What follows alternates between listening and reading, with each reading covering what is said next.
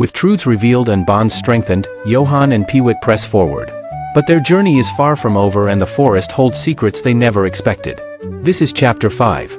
Matthus Pepersack, looking flustered, urges himself to hurry as they prepare to leave with the cart. Suddenly, Matthus hears shouts of grabbing someone. As a crowd gathers, Matthus worries about himself of being caught as the crowd shout and pointing on him to be captured. A group of men, armed with swords and spears, charge forward yelling commands and threats, determined to catch Matthus. In the midst of the chaos, suddenly a melody playing, all the men dancing and collide with one another, causing confusion and cries of pain. The chase quickly turns into a tangled mess, with everyone struggling to regain their footing. As the commotion continues, Matthus' cart pulled by a horse barrels through the crowd as people shout for help and scramble out of the way. The chaotic scene leaves the crowd in disarray, with cries echoing throughout the street. Finally, when Matthus' cart has passed the front gate, some guards lie face down, dazed and disoriented from the chaos. The horse and cart disappear down the path, leaving a trail of dust in their wake. From above, a voice urgently calls out, "Smurf," drawing attention to a small blue figure peeking from the rooftop. After a while, Peewit and Johan, starting to wake up, groggily asks about their location, while Matthus driving the cart, as the horse gallops onward. Matthus Pepersack, with a sly grin, acknowledges Johan and Peewit's determination to catch up with him, while Johan accuses him of deceitfully hiding for a month. Peewit listens intently, he just too angry to say anything. Matthus explains with a chuckle how he cleverly disguised himself and traveled around to find wealthy individuals, always staying just long enough to make a quick escape. His laughter echoes as the cart speeds through the trees, leaving Johan and Peewit contemplating his audacity. As the cart continues its journey, Peewit demands to know Matthus's plans for them, receiving only a cryptic promise that they'll find out soon enough. As the cart approaches a quaint village, Matthus announces their arrival and declares it's time to part ways, leaving Johan and Peewit puzzled. Matthus, with a stern expression, warns them against trying to retrieve a flute he has taken, threatening to play a dangerous tune if they interfere again. His words hang in the air, filled with menace. With a mocking grin, Matthus jokes about playing a lullaby to put them to sleep, clutching the flute in his hand. His laughter echoes, adding an unsettling note to his already ominous threat.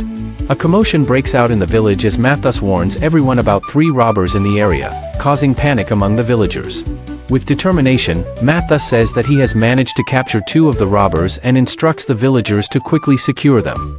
The villagers work together to ensure the robbers are locked up safely, preventing any chance of escape. As the captured robbers, who are no other than unconscious Johan and Peewit, are being secured, Matthus warns the villagers to remain vigilant as the robbers are known to be cunning and dangerous. Everyone stays on high alert, determined to keep the village safe from any further threats. Matthus Pepersack announces his plan to chase the 3rd robber, leaving the villagers with a sense of urgency. With determination, he grabs the reins and prepares to depart swiftly.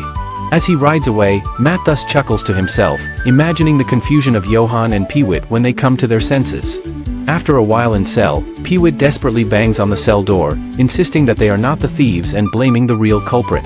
Johan sits dejectedly in the corner, feeling the weight of their predicament. The next morning, Johan and Peewit manage to convince the community of their innocence, walking free from the cell with a sense of relief.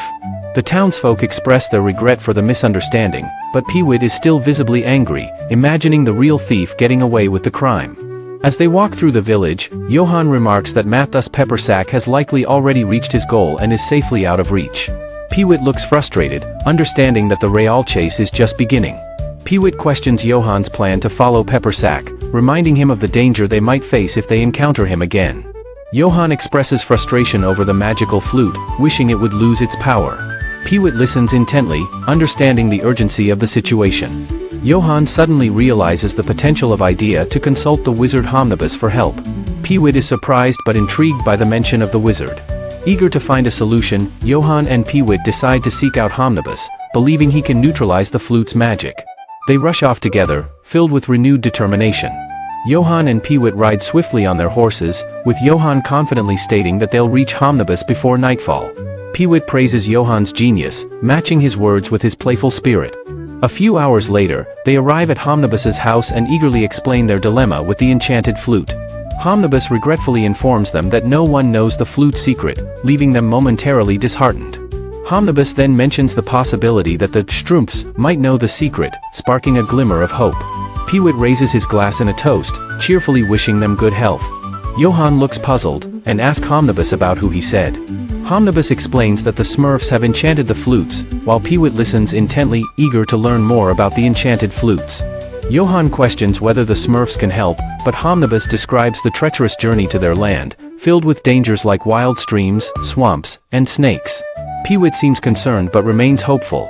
Homnibus suggests using hypnokinesis to send them to the Smurfs, leaving Johan and Peewit momentarily speechless.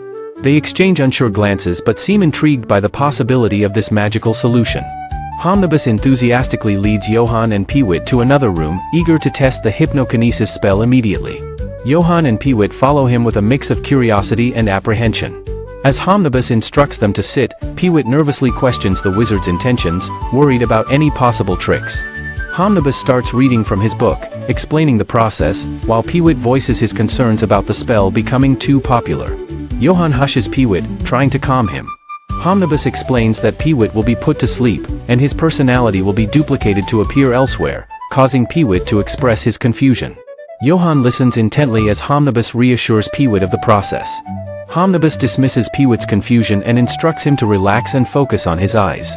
Johan stands by, ensuring Peewit follows the instructions to begin the spell.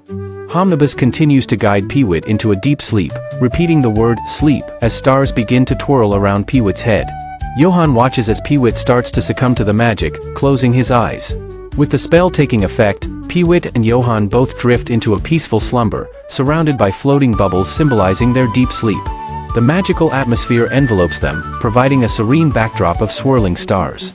As they continue to rest, the bubbles shift, and the background transitions to a calming, earthy tone, suggesting the passage of time. Both remain asleep, undisturbed and tranquil, as the magic maintains its hold. Suddenly, Peewit and Johan begin to stir. They slowly wake up. They look around in confusion, wondering what had transpired during their enchanted slumber. Peewit and Johan, still disoriented, exchange surprised expressions as they look around their surroundings. They are trying to understand where they are and what has happened. As they sit under a large tree, Peewit wonders aloud about the whereabouts of Homnibus, while Johan declares they are in the land of misfortune. Peewit expresses his disappointment at the lack of fun in this bleak place, while Johan questions the whereabouts of the notorious Smurfs. As Peewit and Johan continue their search, Peewit complains about the creepy ambience and the lack of any houses around, while Johan looks around warily. Their exploration leads them to express disdain for the barren and unsettling landscape, with Peewit declaring the country horrible as they walk past gnarled trees.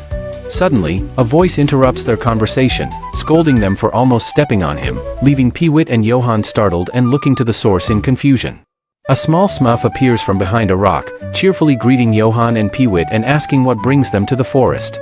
Johan looks surprised and asks if the Smurf knows them, while Peewit leans in with curiosity. The Smurf enthusiastically recalls an earlier encounter, mentioning an incident involving 6 Smurfs. He seems excited to share the story, though the details seem a bit confusing. Johan, puzzled, admits they can't understand the Smurf's language, while Peewit nods in agreement. Realizing the misunderstanding, the Smurf acknowledges their confusion and gestures apologetically. The Smurf, energetically pointing upwards, enthusiastically offers to take Johan and Peewit to meet the Great Smurf. His cheerful demeanor seems to reassure them despite the language barrier. Johan, puzzled, asks Peewit if he understands the Smurf's words, to which Peewit admits he doesn't but notes the Smurf's gesture to follow him. Despite the confusion, they decide to follow the Smurf's lead. As they follow the Smurf, Peewit wonders aloud where they are being taken, to which Johan speculates they are probably being led to more Smurfs. As they walk through the rocky path, Peewit expresses frustration about understanding the Smurf's language, worried they won't be able to communicate their intentions. Johan nods in agreement, seemingly sharing Peewit's concern as they continue to follow the little blue guide. The Smurf suddenly stops and turns to them with excitement, announcing their arrival. Johan and Peewit peer around the rocks, eager and curious to see what awaits them. They find themselves in a vibrant village with colorful mushroom houses, surrounded by many Smurfs who are surprised to see them. The Smurfs chatter excitedly about the newcomers, intrigued by Johan and Peewit's presence. A Smurf points towards a larger figure, announcing the arrival of Big Smurf, as Johan and Peewit look on with interest. Peewit jokes about being colossal compared to the Smurfs, while another Smurf excitedly tells Papa Smurf about Johan and Peewit's presence. Papa Smurf greets Johan and Peewit warmly, expressing surprise at their unexpected arrival in the village. Papa Smurf learned from Johan that the wizard Homnibus had put them to sleep, leading to their surprise awakening in the village. Peewit jokes about understanding the Smurfs, while Papa Smurfs complains about craning his neck to look up at them. As Papa Smurf jump to the top of Big Mushroom, Papa Smurf calls Johan and Peewit to come closer, gathering them on a large mushroom. Papa Smurf kindly but firmly instructs the other Smurfs who are on the Big Mushroom to move along, suggesting they find somewhere else to stand. The Smurfs reluctantly agree, showing their deference and trust in his guidance. Papa Smurf, swinging his staff, commands two mischievous Smurfs to fall in line as they scurry away in surprise. His authoritative tone makes it clear that he means business, urging them to march immediately.